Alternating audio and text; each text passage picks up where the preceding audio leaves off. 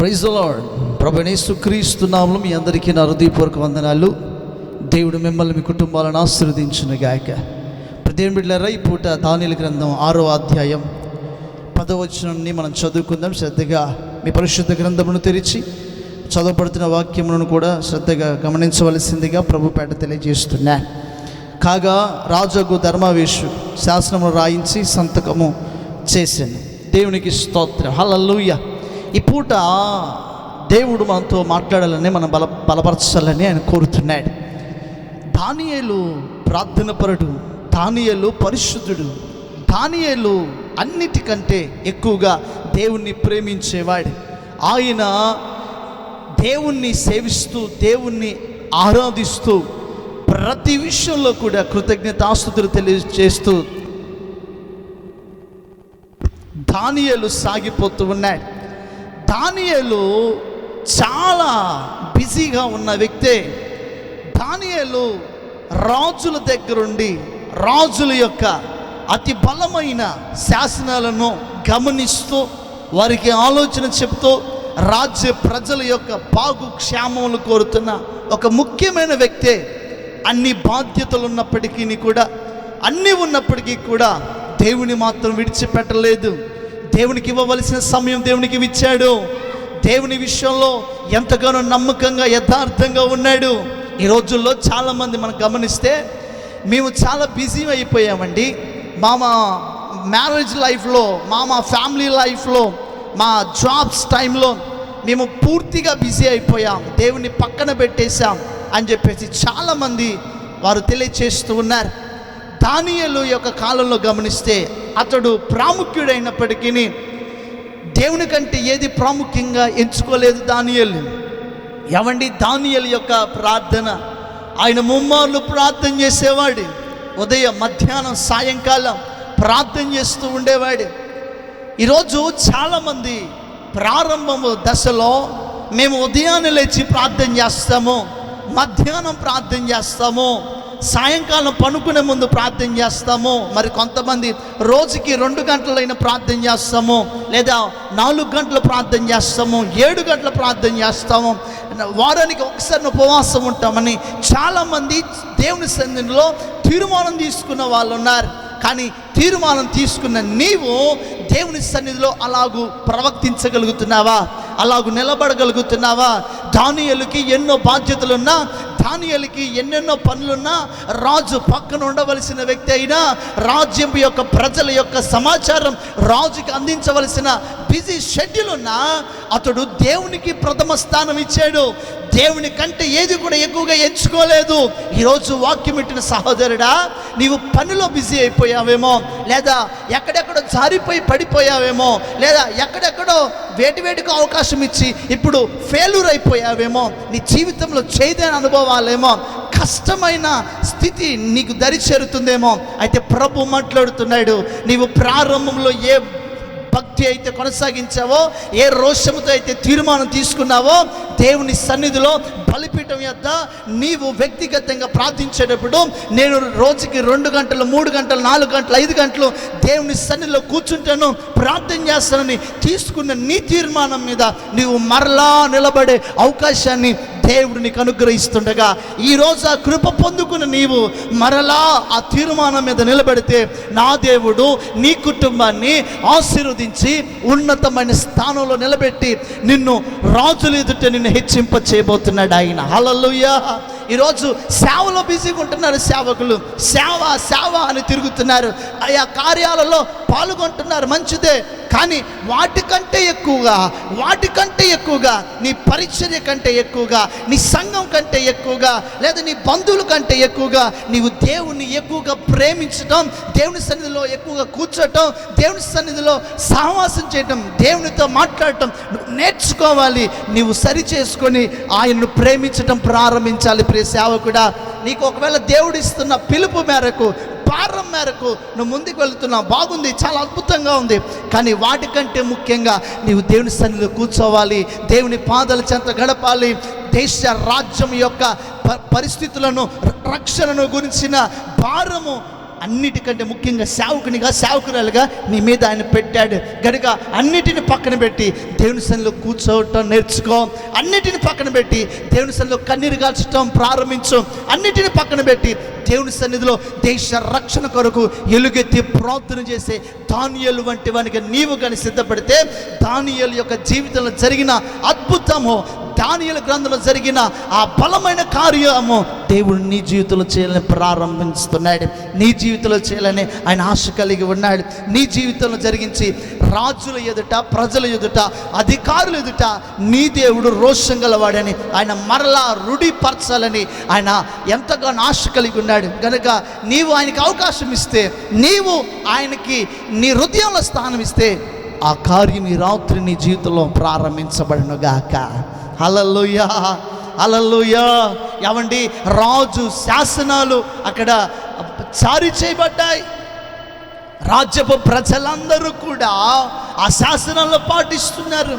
కొంతమంది కావాలని దానియేలును విరికించాలని, దానియేలును పట్టించాలని, దానియేలుని చెరలో వేయాలని, లేదా రాజు శాసనం ఏదైతే లిఖితపూర్వకంగా రాయబడిందో ఎవరైతే తమ దేవుళ్ళను పూజించకుండా వారు ఆపివేసి కొంతకాలం రాజుని పూజిస్తారేమో, లేదా అదేవిధంగా రాజుని తీసుకొచ్చిన క్రొత్త దేవుళ్ళను ఆరాధించాలని శాసనాలు వినబడుతున్నప్పటికీ కూడా ఒకవేళ అలాగూ చేయకపోతే సింహపు బోనులో పడేస్తామన్న శాసనాలు దానియేలుకి వినబడ్డా కూడా అతడు లేచి అతడు ఇంటికి వెళ్ళి కిటికీలు తెరిచి యెరూషలేము తట్టు చేతులెత్తి ప్రార్థన చేస్తున్నాడట. హల్లెలూయా. ఏమండి, ఈ రోజుల్లో ఏదైనా బెదిరిస్తే ఆగిపోయే వాళ్ళు ఉన్నారు, నువ్వు వెళ్ళొద్దంటే ఆగిపోయే వాళ్ళు ఉన్నారు, లేదా ఏదైనా ఆ మాటలు వినబడుతున్నప్పుడు భక్తిలో చల్లారిపోతాం, శాసనాలు విన్నప్పుడు భక్తిలో చల్లారిపోతాం. చాలా శాసనాలు మన భారతదేశంలో కూడా నలుదిక్కుల అనేకమైన శాసనాలు, అనేకమైన వార్తలు మనం వింటున్నాం. అయితే వింటున్న మనం కృంగిపోవటం కాదు, వింటున్న మనం బలహీనమైపోవటం కాదు, వింటున్న మనం అలాగూ కూర్చోవటం కాదు. మనం దానియేలు వంటి వారుగా లేపబడాలి. ప్రార్థన ఆత్మ చేత రేపబడాలి, ప్రార్థన శక్తి చేత నింపబడాలి. మనం ఎప్పుడైతే ప్రార్థనలో కూర్చుంటామో, ఎప్పుడైతే ప్రార్థనలో ఆయన పాదాల చెంత ప్రార్థన చేస్తామో, శాసనాలను మరలా కొట్టివేసి ఆయన చిత్తానుసారమైన శాసనాలను దేవుడు నీ ప్రార్థన ద్వారా ప్రారంభిస్తాడు. ఆయన రాజులు సైతము కూడా ఆయనకు నమస్కరించేటట్లుగా, ఈ భూరాజులు ఎవరైనా ఎదుట నిలబడుకున్నట్లుగా, ఆయన రాజులకే రారాజు గనుక, ఆయన ప్రభువులకే ప్రభుడు గనుక నీ ప్రార్థన దేశపు పరిస్థితిని మార్చివేయగలిగింది. నీ ప్రార్థన నీ కుటుంబ పరిస్థితిని మార్చివేయగలిగింది. నీ ప్రార్థన నీ పరిచర్య యొక్క పరిస్థితులను మార్చివేసి ఒక అద్భుతమైన ఉన్నతమైన సేవ చేయుటకు దేవదూతలు కూడా చేయలేని ఆ బలమైన సేవ నీ ద్వారా జరుగుటకు నిన్ను సిద్ధపరచాలని, నిన్ను తన ఆత్మచేత నింపి ఇంకా బలముగా వాడుకోవాలని దేవుడు ఆశపడుతుండగా ఈ పూటనే ఈ వాక్యం ఏంటి, నీవు తీసుకున్న తీర్మానంలోకి రా. మరలా ప్రభు సన్నిధిలో మోకరించు. నీవు కానీ మోకరించడం ప్రారంభిస్తే నీలో ఉన్న ప్రార్థన శక్తి నీ కుటుంబాన్ని మార్చేస్తుంది, నీ ప్రాంతాన్ని మార్చేస్తుంది, నీ సంఘాన్ని మార్చేస్తుంది, నీ చుట్టుపక్కల ఉన్న పరిస్థితులన్నీ మార్చివేస్తుంది. ఒక అద్భుతమైన కృప, ఒక అద్భుతమైన పరిచర్య, ఒక అద్భుతమైన మహిమ కలిగిన ప్రత్యక్షతలు దేవుడు నీ ద్వారా నీ గ్రామానికి, నీ సంఘానికి, నీ ప్రాంతానికి, నీ దేశానికి దేవుడు నీ ద్వారా అనుగ్రహిస్తూ ఉంటాడు, నీ ద్వారా కదులుతూ ఉంటాడు. ఆ ప్రత్యక్షత నీలోకి రావాలంటే, నువ్వు అనుభవంలోకి నడిపించబడాలంటే ఒకే ఒక్క మర్మం, ఒకే ఒక సీక్రెట్, నీవు దేవుని సన్నిధిలో మోకరించటం. హల్లెలూయా. నువ్వు దేవుని సన్నిధిలో ఎప్పుడైతే మోకరిస్తావో, దేవుని సన్నిధిలో మరలా ఎప్పుడైతే గదిలోకి వెళ్ళి ప్రార్థన చేస్తావో, మరలా నీ ప్రార్థన గదిలో ఎప్పుడైతే నువ్వు కన్నీరు కారుస్తావో, పరలోకం తెరవబడితే పరలోకం నుంచి దేవదూతలు పంపబడతారు. నీకు వ్యతిరేకంగా రూపింపబడుతున్న ఆయుధాలను దేవుడు కొట్టివేస్తాడు. నీకు వ్యతిరేకంగా లేచిన ప్రజలను దేవుడు కొట్టివేయబోతున్నాడు. నీకు వ్యతిరేకంగా లేస్తున్న ప్రతి మాంత్రిక చల్లంగి దురాత్మ శక్తుల నుంచి నీకు సంపూర్ణమైన విడుదల అనుగ్రహించటానికి దేవుడు ఈరోజు నీతో మాట్లాడుతున్న బలమైన ప్రత్యక్షత.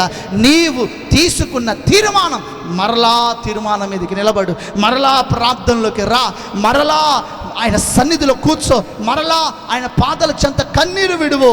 నిశ్చయముగా ఆయన కార్యం చేస్తాడు. హల్లెలూయా. ఒకవేళ నీ శత్రువు నీకంటే బలవంతుడేమో. ఇక్కడ రాజు విషయంలో, దానియేలు విషయంలో కూడా అదే అండి. రాజు విషయంలో కూడా బలవంతుడు.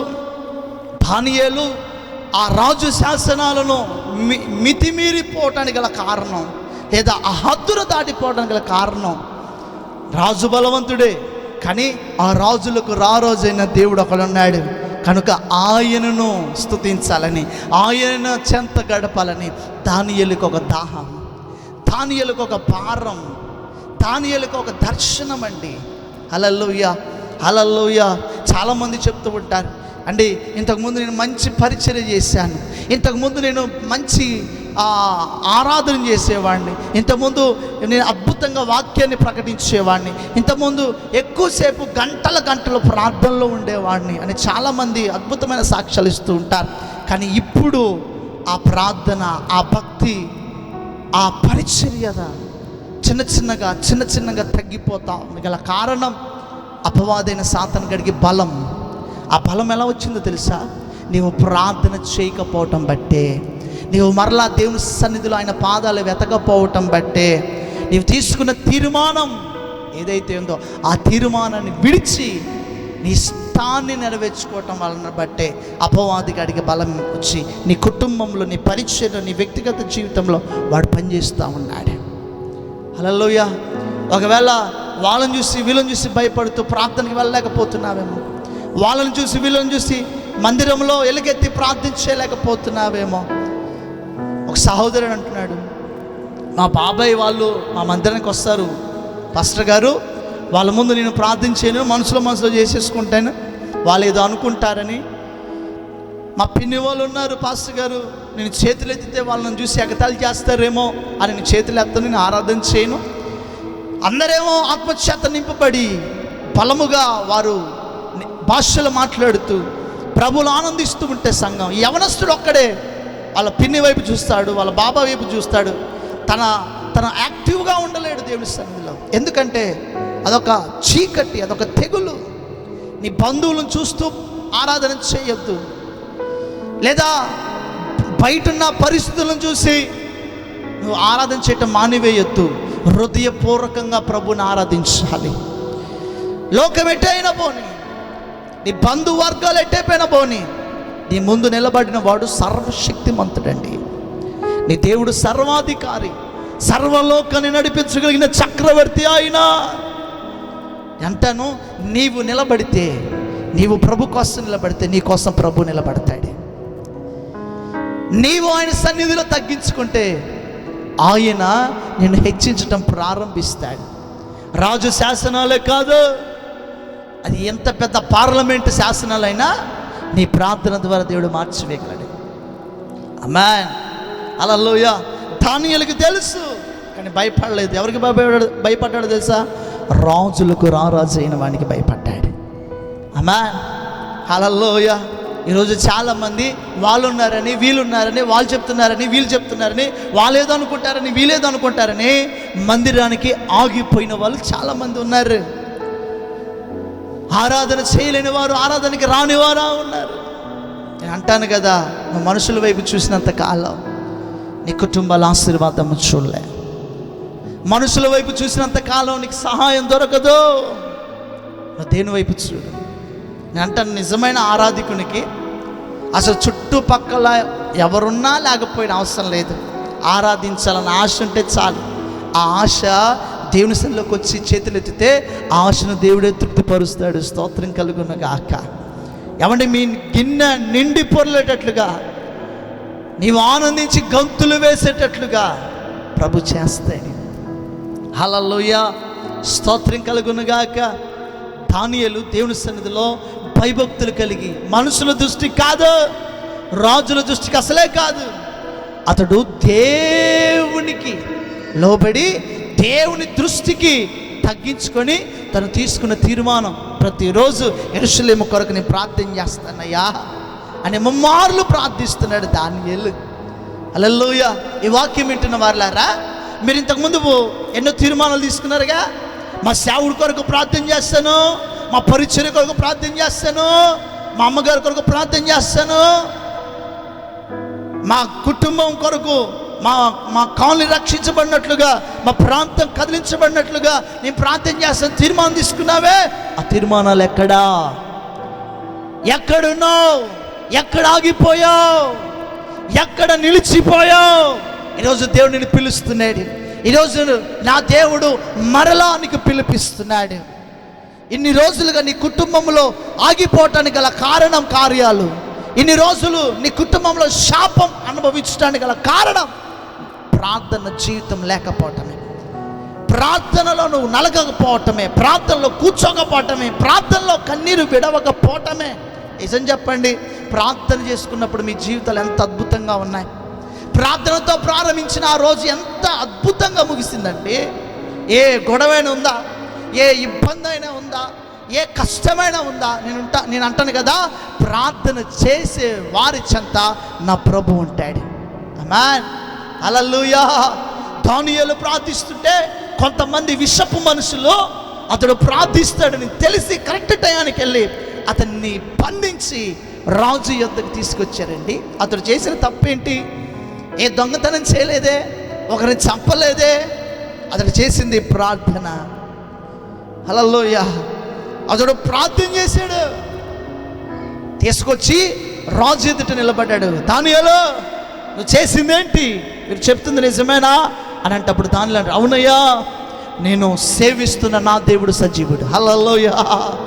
రాజుల ఎదుట సాక్ష్యం ఇస్తున్నాడు దానియేలు, నేను సేవిస్తున్న దేవుడు ఎలాంటి తెలుసండి? రోషం గలవాడు, సజీవుడు.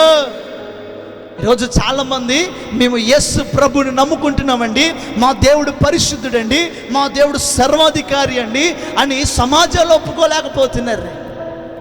కానీ దానియేలు మాత్రం రాజుల ఎదుట, అక్కడ నిలబడిన వారి ప్రజల ఎదుట, అధిపతుల చేత, న్యాయాధిపతుల చెంత ఆ రాజ్యం అంతా చూస్తుండగా సిగ్గుపడలేదు దానియేలు. అవును, నేను చేస్తున్నాను.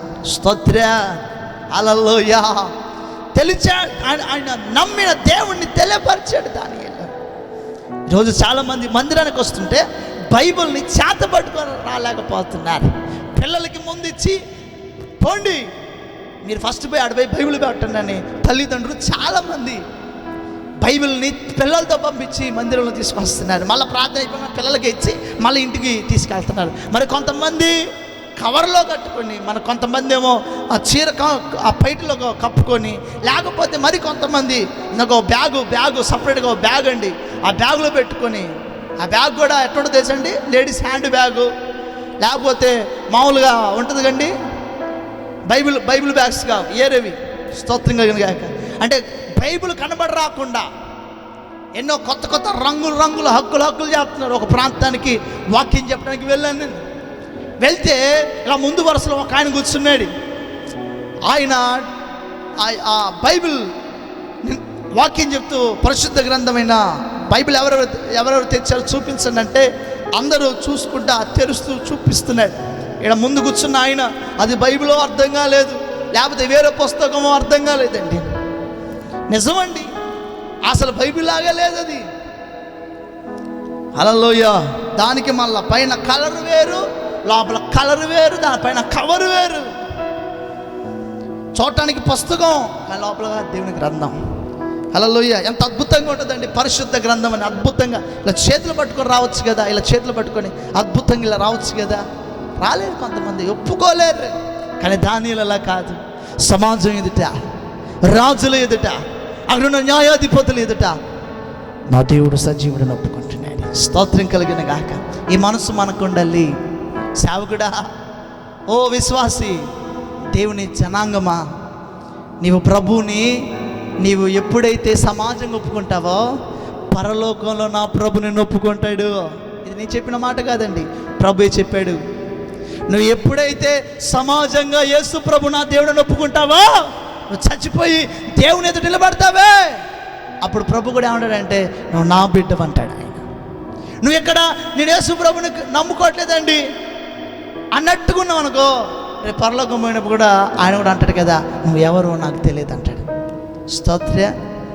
మనం అన్య జనముల మధ్య కూడా ప్రభుని స్వేచ్ఛగా సంతోషంగా మనం ఆరాధించవచ్చు. అందరం కలిసి ప్రభుని ఆరాధించవచ్చు. హల్లెలూయా. ప్రతి ఒక్కరు ఈ భూమి మీద ఉన్న ప్రతి మనుష్యుడు, కుల మత భేదాలు మనుషుడు పెట్టుకున్నవే, కానీ నా దేవుడికి అందరూ సమానులే. స్తోత్రం. నువ్వు తెల్లగున్నా, కర్రిగున్నా, పొట్టిగున్నా, హైటున్నా, లావుగున్నా, సన్నగున్నా, నా ప్రభు నిన్ను ప్రేమిస్తున్నాడు. ఆయన ప్రేమ వేరు. హల్లెలూయా. ఈ పూట శ్రద్ధగా వాక్యాన్ని విందాం. ఏమండి, దానియేలు ఒప్పుకున్నాడు. చేసావా ప్రార్థన? అవును. నీకు తెలియదా? నా శాసనాలు వినలేదా? ఊరంతా చాటి చెప్పాం కదా.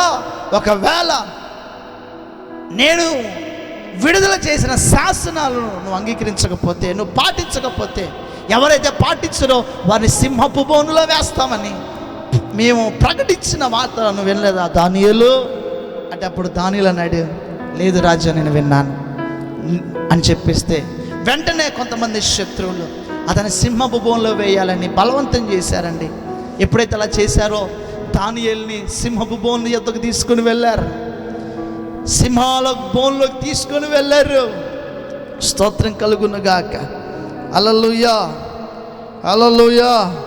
ఎప్పుడైతే అలాగ తీసుకొని వెళ్ళాడో, ఏమండి, ఆ సింహపు బోను లేదా సింహపు గుహ చాలా భయంకరంగా సింహాలు తిరుగుతూ ఎప్పుడెప్పుడు మాంసం పెడతారా, ఎప్పుడెప్పుడు తిందామా అని ఆవురావురం అంటున్నాయండి. స్తోత్రం కలుగునుగాక. హల్లెలూయా, హల్లెలూయా. అయితే రాజు శాసనాలు రాజు తీసివేలేడు గనక దానియేలుని కష్టం మేరకు ఆ సింహపు గుహలోకి దానియేలుని పంపించి పైన రాయి పెట్టేశారండి. రాత్రంతా కూడా ఏమంటే దానియేలు సింహపు బోన్లో ఉన్నట్లుగా లేఖనం సెలవిస్తూ ఉంది. హల్లెలూయా, హల్లెలూయా. చూద్దాం ఆ మాట. దానియేలు గ్రంథం, దానియేలు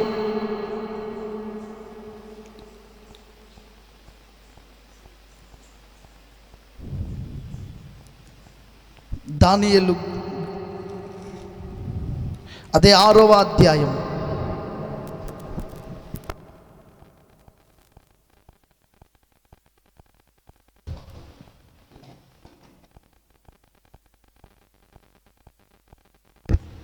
పదిహేడవ వచనం చదువుతాం. వారు ఒక రాయి తీసుకొని వచ్చి ఆ గుహ ద్వారమున వేసి దాన్ని మూసిరి.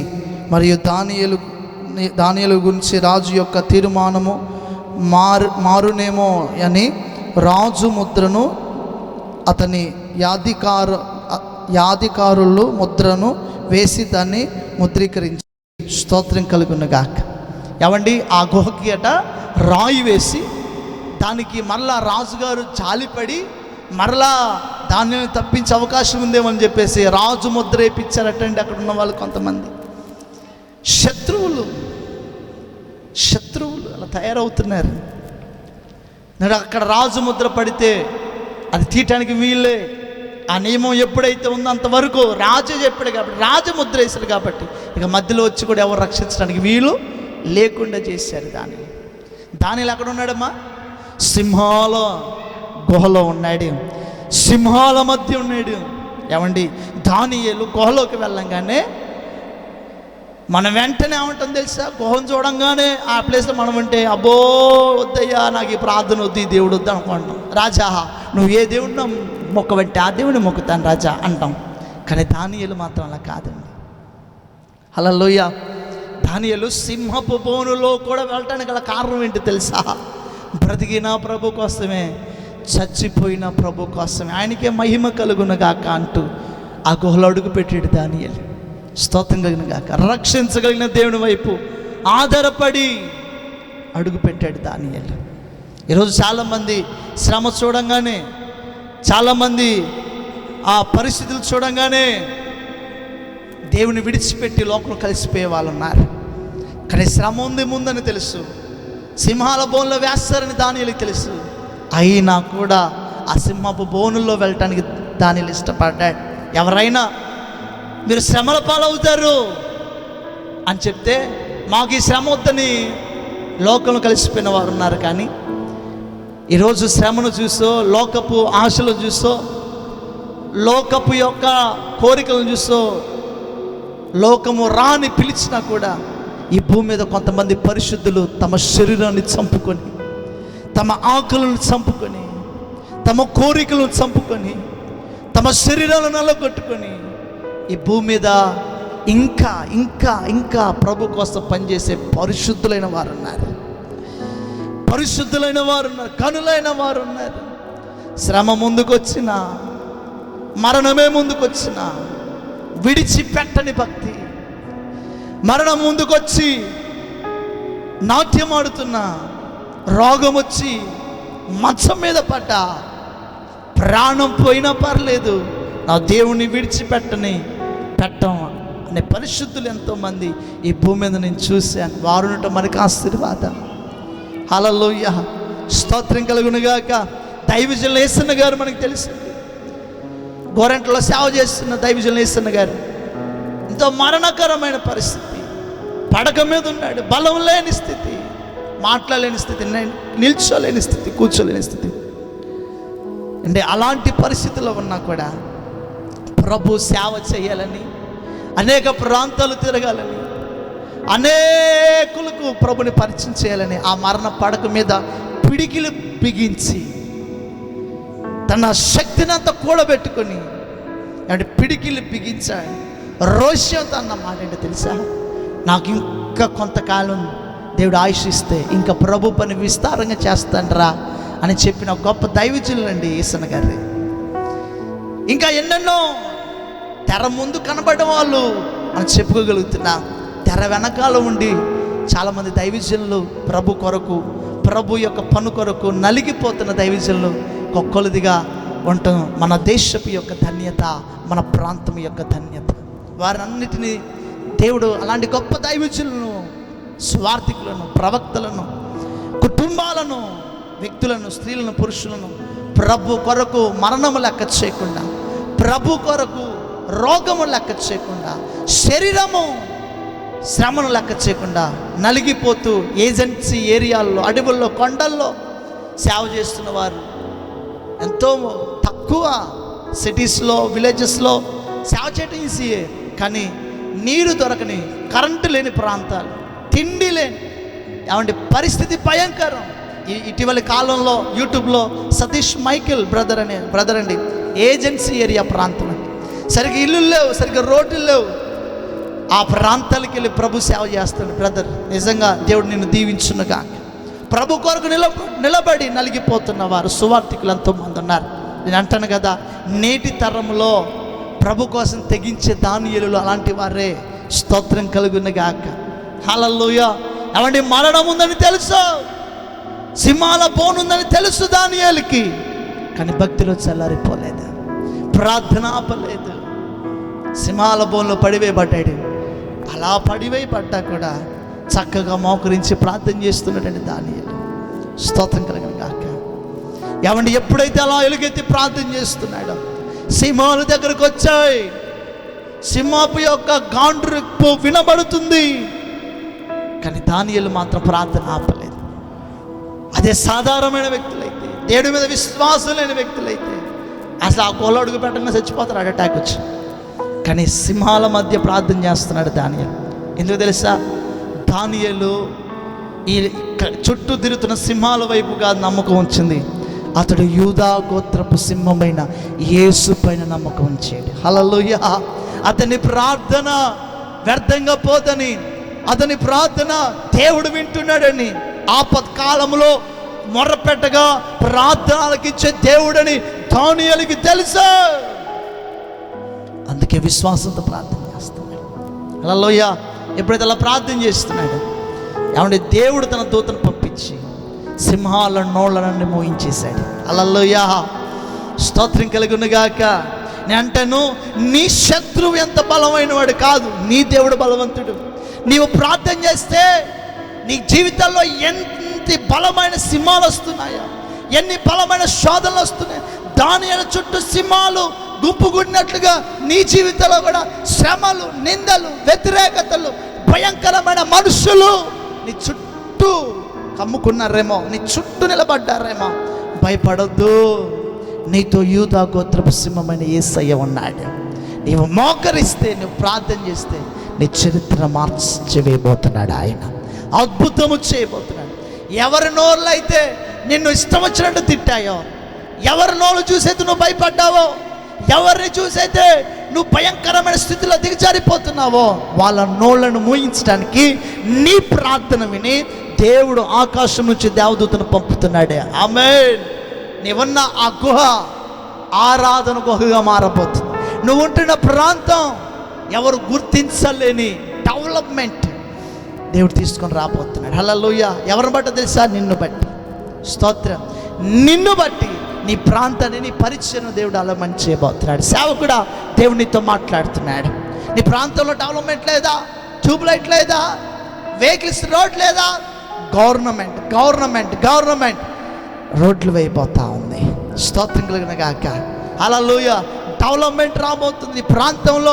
నిన్ను బట్టి, నీ పరిచయం బట్టి చుట్టూలున్న గ్రామాలలో కూడా దేవుడు అభివృద్ధిని తీసుకొని రాబోతున్నాడు. హల్లెలూయా.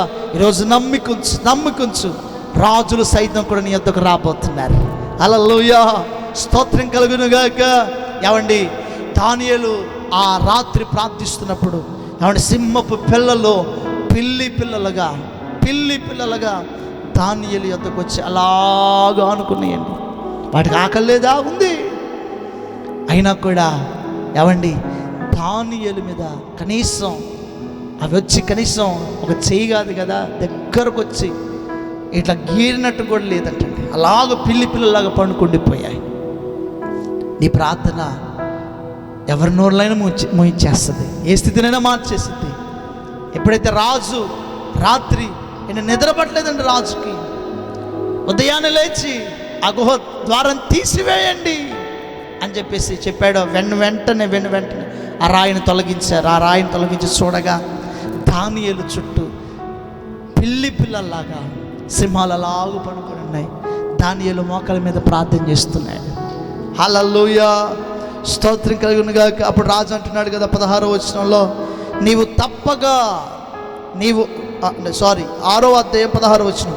అంతటా రాజు ఆజ్ఞగా వంటెత్తులు దానియేలును పట్టుకొని పోయి సింహపు బోన్లో పడద్రోయగా రాజు, నీవు అనుదినము తప్పక సేవించున్న నీ దేవుడే నిన్ను రక్షించునని దానితో చెప్పి. కాబట్టి సింహపు బోనులో రాజు సంభాషణ ఒకసారి మీకు జ్ఞాపకం చేస్తున్నాడు. పడవేసిన వెంటనే రాజు అంటున్నాడు, నీ దేవుడే నిన్ను తప్పక చెప్పాలి రక్షిస్తాడు అని చెప్పాడు. తర్వాత మీరు చూడండి 18వ వచనం చూస్తే, రాజు తన నగరంలో వెళ్ళి ఆ రాత్రి అంతా ఉపవాసం ఉండి రాజు. స్తోత్ర. హల్లెలూయా. ఎవరు ఉంటున్నారండి ఉపవాసం? రాజు ఉంటున్నాడు. చదవాలి, చదువుతున్న శ్రద్ధగా వెండి. నాట్య వాయిద్యములను జరుగనివ్వలేదు, అతనికి నిద్ర పట్టకపోయాను. తెల్లవారుజామున రాజు వేగిరమే లేచి సింహపుల గుహ దగ్గరకు త్వరపడిపోయాను. అతడు గుహల దగ్గరకు రాగానే దుఃఖస్వరముతో దానియేలును పిలిచి, జీవము కలిగిన దేవుని సేవకుడువైన దానియేలు, నిత్యము నీవు సేవించుతున్న నీ దేవుడు నిన్ను రక్షింపగలిగేనా అని అతనితో అడిగాను. అందుకు దానియేలు, రాజు చిరకాలము జీవించును గాక. నేను నా దేవుని దృష్టికి నిర్దోషిగా కనబడితిని కనుక ఆయన తన దూతను పంపించి సింహములు నాకు ఏ హాని చేయకుండా వాటి నోళ్లను మూయించెను. రాజా, నీ దృష్టికి నేను నేరము చేయని వాడు కాను కదా అని దేవునికి స్తోత్రం.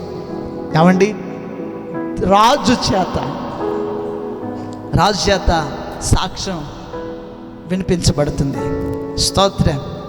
దానియేలు, నీవు నిత్యం సేవిస్తున్న నీ దేవుడు నేను రక్షించానా అని సింహపు బోన్ల తెల్లవారుజామున రాజు అడిగితే, అప్పుడు దానియేలు సంతోషంగా చేతులుపుతూ, అయ్యా, నా దేవుని దృష్టికి నిన్ను నిర్దోషిని, నా దేవుడు రాత్రి దూతను పంపించాడు, సింహాల నోళ్లను మూయించాడు, నా దేవుడు సజీవుడు. స్తోత్రం కలుగున గాక. హల్లెలూయా. ఎప్పుడైతే అది విన్నాడో రాజు వెంటనే ఆ రాయి తీయించి దానియేలును బయటికి తీయించి, ఏమండి, ఈ కుట్రనల్లిన వారు ఎవరైతే ఉన్నారో వారిని ఆ రాజు ఆ సింహభూమిలో పడేశారు. దానియేలుని సింహభూమిలోకి లాగాలని, ఈ తప్పుడు శాసనాన్ని ప్రజల మీద రుద్దాలని చూసిన వారు ఎవరైతే ఉన్నారో వాళ్ళని సింహభూమిలో వేశారండి. శత్రువుల్ని దానియేలు కళ్ళ ముందు దానియేలు తీసి పక్కన నిల్చోబెట్టారు. దానియేలు సింహబోన్లో వెళ్ళడానికి ఆ కారకులైన వారిని, శత్రువుల్ని తీసుకెళ్ళి సింహబోన్లో పడేస్తే ఆ శత్రు గుహలోకి పడకముందే సింహాలు చీల్చి వాణ్ణి తినివేశాయి. అప్పుడు రాజు అంటున్నాడు కదా, ప్రజలందరితో ఏమంటున్నారో తెలుసండి, దానియేలు దేవుడే జీవము గల దేవుడు, స్తోత్రం కలుగున గాక. ఈ సాక్ష్యం రాజుల నోట వినబడుతుంది.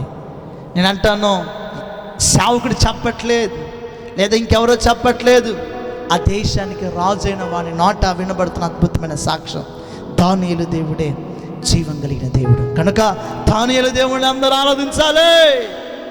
ఈరోజు అంటాను, నీ దేవుడు ఎంత గొప్పవాడో రాజులకి తెలియబోతా ఉంది. ఆ రాజులే గొప్పవారే నీ దేవుని గురించి, నిన్ను గురించి మాట్లాడుకొనబోతున్నారు. అట్టి కృప దేవుడు మీకు ఇచ్చిన గాక.